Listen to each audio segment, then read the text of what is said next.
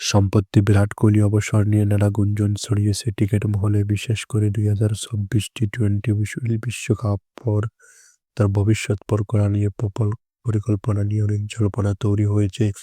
তবে ভারতীয় ব্যাটসম্যান স্পষ্ট করে জানিয়েছেন তিনি এখন অবসর নেওয়ার কোনো পরিকল্পনা করেছেন না। এক সাক্ষাৎকারে কোহলি বলেন, "আমি ক্রিকেটকে উপভোগ করেছি এবং আমার ফিটনেস ভালো অবস্থায় আছে। যতদিন দল আমার প্রয়োজন মনে করবে ততদিন খেলে যেতে চাই।" তাই এই বক্তব্য ভক্তরা স্বস্তি পেয়েছে। যারা তার অবসরের গুঞ্জন নিয়ে অনেক চিন্তায় ছিলেন তারা অনেকে স্বস্তি পেয়েছেন। ৩৫ বছর বয়সী এই ব্যাটসম্যান ইতিমধ্যে ভারতের হয়ে অসংখ্য রেকর্ড গড়েছে।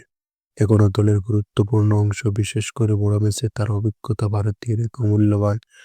সাম্প্রতিক পারফরম্যান্স ইঙ্গিত দিচ্ছে তিনি আরো কয়েক বছর ক্রিকেট চালিয়ে যেতে পারেন। তবে ভবিষ্যতে কোনো ফিটনেস মনোযোগ দিতে চায় যে বিশেষ করে স্পষ্ট কিছু বলেননি কোহলি। অনেকেই ধারণা করেছেন হয়তো তিনি ধীরে ধীরে টি-টোয়েন্টি ছেড়ে একদিনের টেস্ট ক্রিকেটকে বেশি মনোযোগ দেবেন। তাই এখন দেখার বিষয় বিরাট কোহলি তো অবসর নেননি, তার জন্য বিশ্ববাসী হতবাক হয়েছে।